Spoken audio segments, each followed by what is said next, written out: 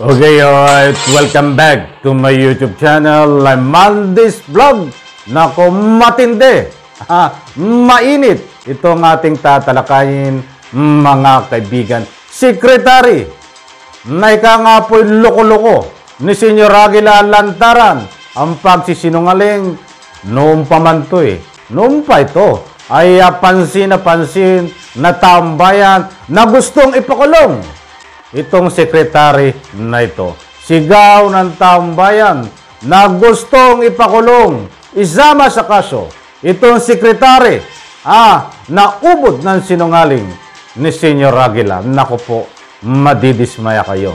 Dito sa rolling ng video, huli sa akto, lantaran ang kawalang hiyang nitong sekretary ni Senyor Aguila. Laman ng video na yan ang maaksyon na ating tatalakayin. At kung bago pa lang po kayo sa aking maliit pa na YouTube channel, inaanyayan ko po kayo. Please subscribe. Sabay-sabay po nating i-like ang video na ito kung nagustuhan nyo po. Ako'y muling nakikiusap, mga kaibigan, kung pwede lang patapusin po nating panoorin ang kabuuan ng vlog na ito. At nang sa ganun, lubos po nating maunawan. Eto na, samahan nyo po ako sa aksyon na kasinungalingan nitong sekretary ni Senyor Aguila.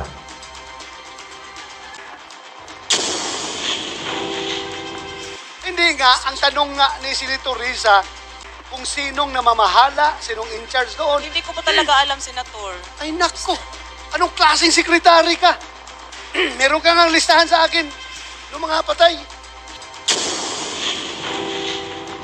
Yes po. Disinvited? Mr. Senator, lilinawin ko po, wala po talagang nangyayaring polisiya na nagre-regulate para makalabas kami. Well, it's normal for you to deny that. But there is a very strong allegation coming from the father of the bata. Yung bata, ako namatayan ng anak, pagsisinungaling pa ako. Prangkahan tayo dito. Huwag mo isipin na tao, senador ako, ordinaryong tao. Kung ako ang tatay ng bata na matay, dahil nga pinipigilan, magsisinungaling pa ako. So kung walang palisiya, galing sa board, ang nagsasabi no, si Jerry's lang. As alleged, hindi naman niya sinabi na sabi ng board, hindi pwede ibaba ang bata. Kasi sabi niya, sabi ng mga kumadrona, bawal ibaba ang bata according to Senyor Aguila. So si Senyor Aguila mananagot ito lahat ngayon. Hindi ko po nanirinig sa Senyor Aguila na nag-order ng any regulation. Hindi kita tinatanong kung nagbigay ng order. Sinasabi lang nung namatayan ng anak. Yun lang sinasabi niya. Mr. Chair. Mr. Chair, Ms. Chingalea, sino ang in charge dun sa function hall na nagsisilbing kung saan nanganak ang asawa ni Sir Randolph? Madam Senator, yung function hall po ay isang hotel accommodation ng SBS. Hotel po, yes, hindi po, hospital? it was designed for accommodation facilities. So, paano nangyari na dun nanganganak ang mga buntis na babae ng kapihan? Paano nangyari na dun sa function hall na hotel, dun may namatay na bata na balitaan ni na Sir Randolph? Paano nangyari na dun sa hotel, dun pumunta yung asawa ni Sir Randolph para manganak? At paano nangyari na dun sa hotel, kailangan nilang umuwi na dahil may mga nakapila pang manganganak doon? Hindi ko po talaga alam ang mga ganong allegations, Madam Senator. Ma'am, di ba kayo yung SecGen? Sino pong nakakaalam sa nangyayari sa mga nanganganak na babae ng kapihan na dun sa function hall nanganganak? Ma'am, it was not part of my function po as Secretary Kanino General. pong function ito? Hindi ko po alam, ma'am. Sa board po, sino po ang in charge sa function hall? Wala pong ganong designation. Sino po nag-appoint ng mga kumadrona na nagpapanganak sa mga babae ito? Hindi ko po rin alam yun, ma'am. Sino pong nakakaalam kung sino nag-appoint ng kumadrona? I don't know, ma'am. I don't know. Mr. Chair, medyo imposible na mayroong ganong ka-importante at basic na institusyon, paanakan, na walang nakakaalam kung sino nag-appoint ng mga kumadrona na siyang nagsabi sa amang ito na pinagbabawal ni Senyor Aguila bumaba yung mga baby na nanganak. Kaya nga, Chingalia, Yama, Yamson, you are the secretary. Ibig mong sabihin, bigla na lang pupunta doon sa paanakan yung mga kumadrona na yon without anybody's order or anybody's request or anybody's appointment or what? Ang nangyayari po kasi, Senator, isa po kaming buong, we have a bigger community, yung Kapihan. May mga nabuntis, tapos ang layo ng hospital po sa Kapihan. So may mga instances, may mga, sinasabi na po may mga kumadrona kasi mga BHW sila sa lungsod pa. So siguro, pag nanganak sila, in times of emergency, sila po yung kinatawag. Sila po yun, ano, ganun na lang. Mr. Senator kasi, kahit sa amin, sa nanay ko, na-practice na po kasi yun na pag nanganganak ka tapos malayo ka sa lugar, natural, you have to call help sa mga, may mga experience po na magpapaanak. But you are an organized people's organization. Di ba? Organized kayo masyado eh. Ibig sabihin na lang, free for all na lang, kung sino-sino na lang. Pero pag pababa, binabawalan ninyo. Kung may papasok, binabawalan ninyo. Pero ngayon, yung responsibilidad sa pag-maintain ng hospital na ginagawa ninyo, wala kayong matuturong responsibilidad kung sino ang dapat mananagot dyan. Senator, wala naman po talagang hospital doon. O hindi ka hospital, yung panganakan. I don't mean hospital. I mean, yung paanakan, kung saan pinapaanak ng mga bata. Wala talaga.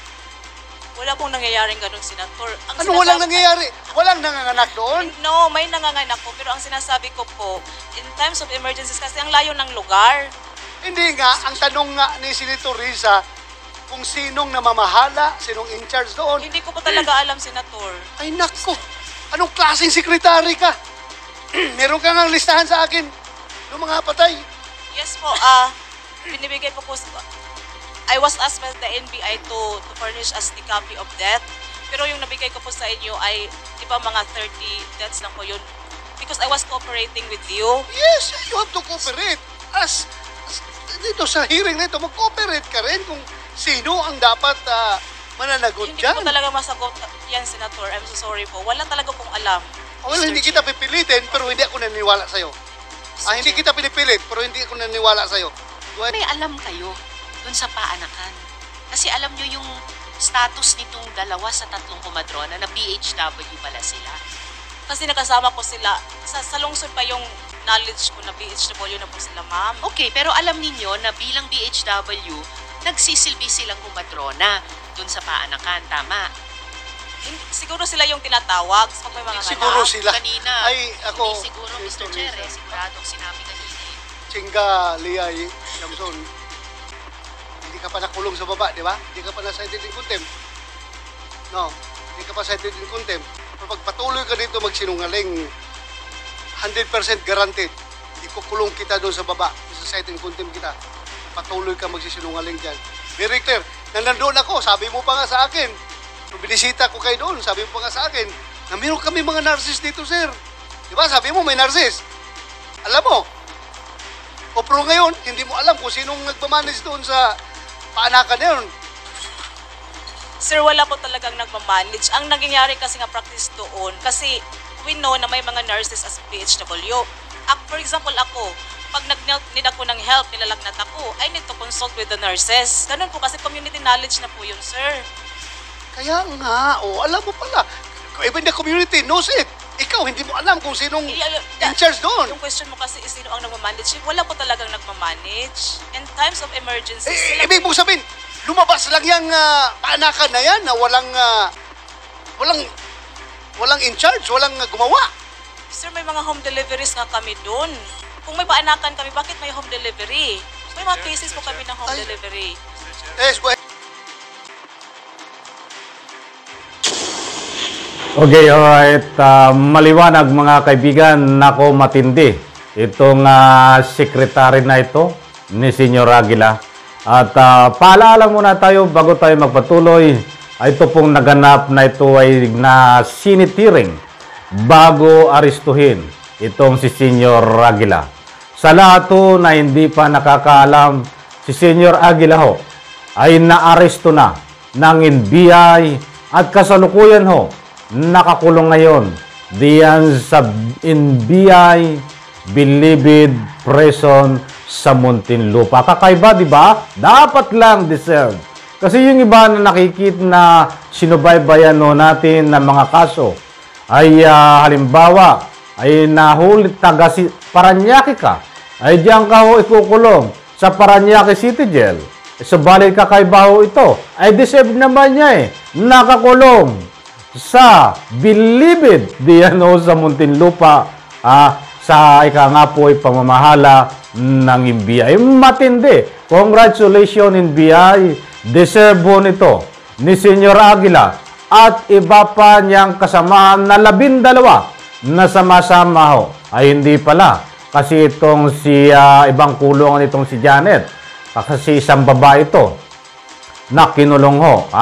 Ba't yung mga lalaki ho ay sama-sama sa kulungan na Rias na Bakal diyan po sa Muntinlupa sa Bilibid. Matindi. Palakpakan. Sapagkat ang importanteng malagaw dito ay nandoon, gumugulong mo yung justice na pinaglalaban po natin sa tamang proseso.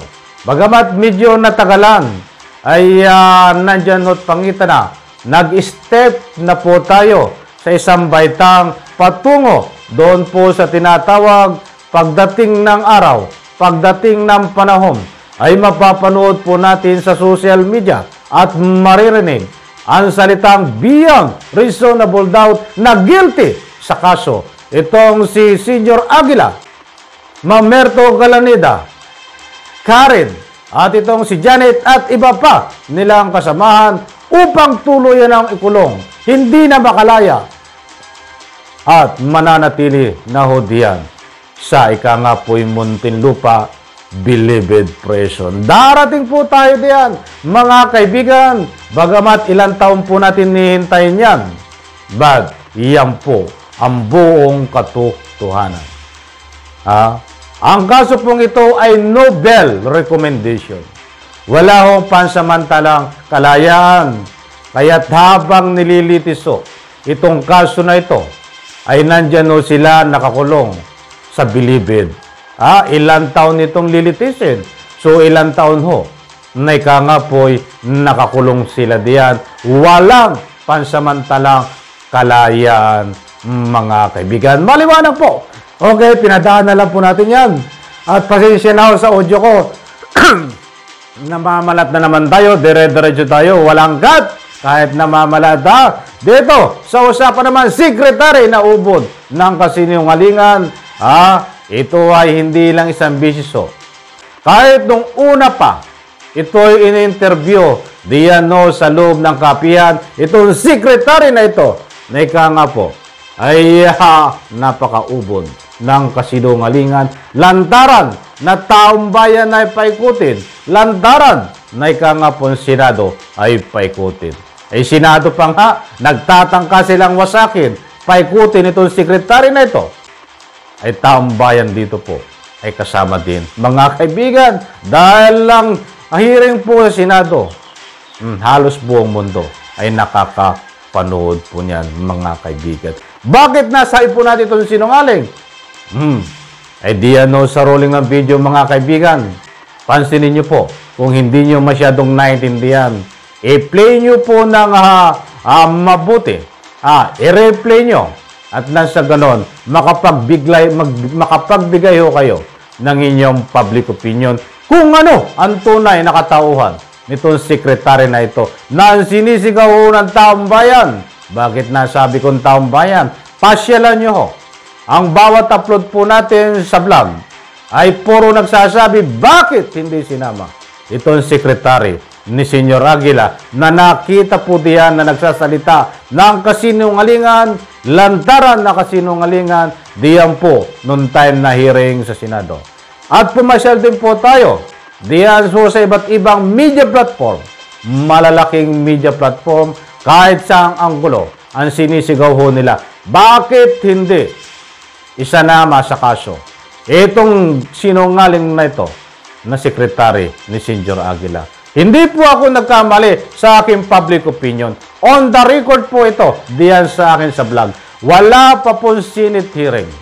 Noong first time mo itong in-interview ng malalaking stream media, diyan sa kapihan, sabi ko ho, I'm very sorry. Ako'y humingi pa po ng sorry. Ang impression ko ho dito, kahit sa una kong kita sa mukha nito, lokong sekretary na ito, hindi mapagkakatiwalaan dahil magaling magpaikot at pawang ng kasinungalingan. Datapwat yung public opinion ko na yon ay ito, lumalabas po ang katotohanan sa social media.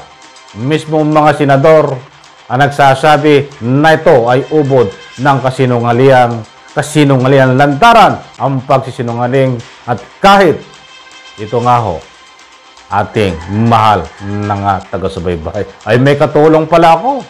Kala ko'y nag-iisa ako na ang gusto kong ihusga. Tatawagin ko, uhusgahan ko. Dahil may batayan ako. Hindi baling manghusga po tayo kung mayroon tayong batayan. Kaya taos puso, taos noo, hinuhusgahan ko ito. Hindi mapagkakatiwala nitong babaeng ito.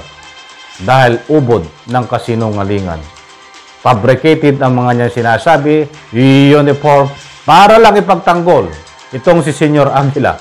At kung pagmamasdan ho ang kanyang pananalita, kung susuriin po natin ang video na ito, parang nagmamayabang siya sa kanyang mga amo, boss na si Galaneda at si Senyor Aguila. Ay baka ito may ambisyon, baka ito gusto magpresidente. Malayo sa katotohanan ang iniisip mo, siguro ang iniisip nitong babae na ito.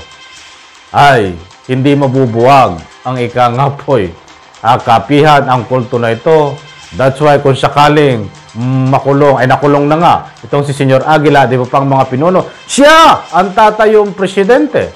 Ay, parang nagmamayabang nga di ba? Parang nagpapakitang gilas dito sa mga ikangapoy boss nila diyan sa Senado. Sinong boss nito? Siyempre si Aguila, Galaneda at iba pa. Di ba? Yun ay aking public opinion na nababasi ho diyan sa rolling ng video na pangitan naman po na ikanghapoy may katotohanan. Kaya sinisigaw ng taong bayan, bakit hindi sinama sa kaso itong sekretary ni Senyor Aguila? Dapat kasama ito, mga kaibigan. But Beno, iyan po ang kabang-abang kung dito ikanghapoy sa mga malaking katanungan na ito. Kung sa iba pang kaso na isasampa dahil ito ay patuloy po ang investigasyon at magkakaroon po ng recommendation ito ang ating Senado sa naganap na hearing. Ano ba ang recommendation nila? Mapapasama ba sa kaso itong ikangay sinungaling na sekretary ni Senyor Aguila? Iyan po ang kabang-abang, mga kaibigan. Abangan po natin dahil ang gusto po natin, kahit ako, sa pangunguna ko at marami taong bayan ang sinisigaw, dapat kasama ka, ikaw na sekretary ka, na hindi ka mapagkakatiwalaan base sa iyong mga pinapalabas sa social media. Maraming salamat po at pagpalain tayong lahat. Sabay-sabay po natin i-like ang video na ito. Diyan sa comment section. Huwag po natin kalimutan magbigay ng public opinion. Huwag kayong matakot, karapatan nyo po yan. Sabay-sabay po natin i-like ang video na ito. Pagpalain po tayo lahat. Bye-bye, palakpakan.